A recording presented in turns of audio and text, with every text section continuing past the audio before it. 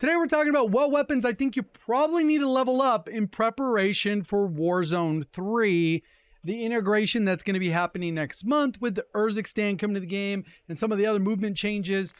We've had a chance to look at all the various different information for the weapons. If we want to go ahead and look to the specific data, there is data in the game. This pretty much shows the first damage drop off. You get the effective damage range, and then you can test the various damage values. True Game Data site has updated to reflect this information if you want to go ahead and kind of figure out what the TTK is and kind of figure out what's going to be good.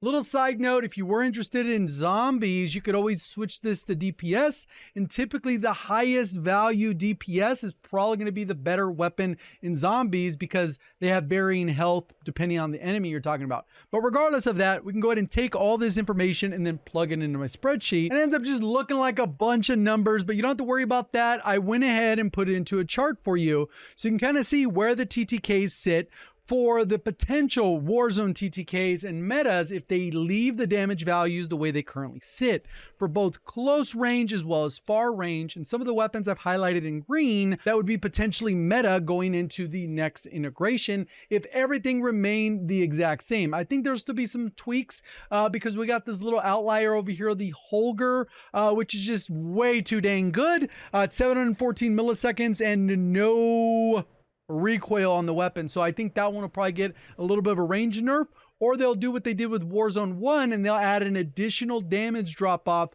for some of these weapons because the TTKs are a little bit fast, but regardless of that, the final damage drop off will still probably be better than some of the other alternatives. So you can kind of see here for multiplayer, if you want to enjoy multiplayer, there's a lot of good close range options for guns. The Vel's pretty good, Vaznev from MWIII, AMR, you can kind of get around that 300. You can see where it speeds up. And then the Rival is probably one of the better options. That's kind of what the pros are going to be using in the CDL. In terms of far, it really depends on your recoil management, how you want to build the gun out.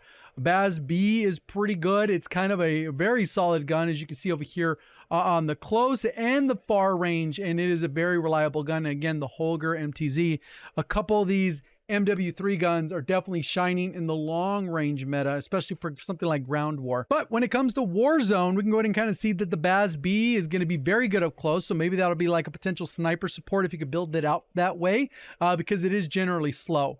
The WSP Swarm has a pretty fast TTK. As we remember, the TTK for Warzone currently for close range meta sits around 600. So these three at the top would immediately be close range meta, along with the MTZ 556, which, like I said, they'll probably modify those so that their long range weapons stay long range because there's no reason for a Baz B and an MTZ 556 to be better than the Lockman sub. So you can kind of see how that balances out. So first up, if you wanted to level up some weapons, the WSP Swarm, the Striker, Rival 9, obviously we already have the Chimera, Lockman sub, ISO, Fennec, and then Bell. But these first few, if you want to limit it to those four, those are the four I'd focus on for the close range meta. When it comes to long range, we got the Holger 556, that's probably number one.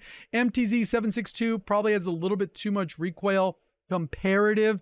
Baz B, very solid option. M4 could be pretty solid with the changes. MTZ 556, another good option because it's low recoil.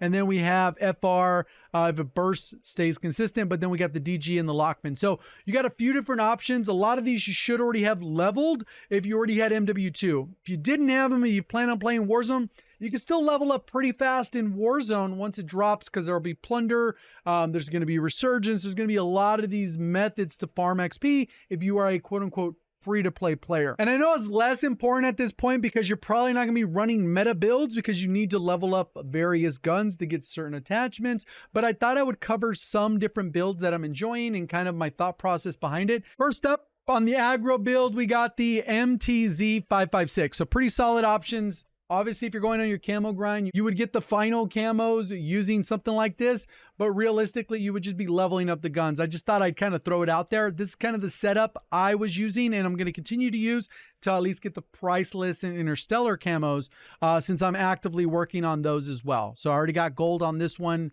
and then I already got all the zombies ones done, even though Borealis is bugged, but that's something else. So when you go in here, make sure when you're in the firing range, the dummies are set to one plate. if you want to feel how multiplayer feels, because the dummies, for whatever reason, they're set to 100 HP, and that's confirmed by the devs. So if you want to see how the gun feels, you can definitely do that. And you can shoot targets and see how that overall feels and what the recoil's feeling like in those engagements. This one has the infantry vest, so you get a little bit more mobility with the tac sprint. I'm using 1 tactical, 1 lethal. Field upgrade is a munitions. You could always run like a trophy system if you wanted. And then on the gloves are the fast reload, covered sneakers so that people can't sound whore you, and then EOD padding. We also got aggro rifle, which is pretty much the same rest, but we do have a little bit of a different loadout for the MCW. And this one's also a very solid build. MCW has like so little recoil, it's nuts. But yeah, that was a built out one. And then I have my stealthy builds. I'm more of a flanker style player. Go ahead and push around, not too deep into the spawns, kind of get a route where I could shoot people in the back, kind of know when I'm on the radar and when I'm not. And this one is built in that way. I got the comms vest, so you get a little bit more intelligence. You could step over the intel packs that'll give you a ping. We got the fast gloves, stills, cover sneakers, ghost, and then the bone conduction, so we can actually sound whore anyone that is not wearing covert sneakers. And the build for this is very similar, but we go ahead and modify some of the attachments again so we could stay off the radar. Again, pretty good build. Not like a particularly more recoil when it comes to shooting the gun. And then I also got an extended mag so that we can go ahead and kind of come around, reload while we're doing that. So you kind of got that. We got an extra attachment. If you want to drop the mag, put on an underbarrel or something like that, you can go that route as well. Silence, same thing here, but we're rocking with the Holger. This is one of the most broken guns in the game. If you haven't used it yet, I would focus on leveling it. Like I said, this would be potentially a meta weapon when it comes down to it. And then we can go ahead and kind of see this one as well. It's going to delete people, and it doesn't have much recoil. It has a little bit slower fire rate, but it is nasty. Too bad we can't save the armory. I don't know. Mine's not working. Aggro SMG. This one's the rival, like I said. Very solid build out. It does have a little bit higher bullet velocity, so we can connect with targets. You could always drop that for a rear grip, and I'm only using the 40 round mag. So this one's definitely more mobile. Iron sight build, you save an optic that way. That's probably a little bit too far, 50 meters. And there's kind of how that one's built. Pretty straightforward build. Like I said, very solid. And then we have a suppress build. A little bit slower, but you can kind of see how that one's built out. This one's more like a medium range, maybe even sniper support. We don't put an optic on it, but you can see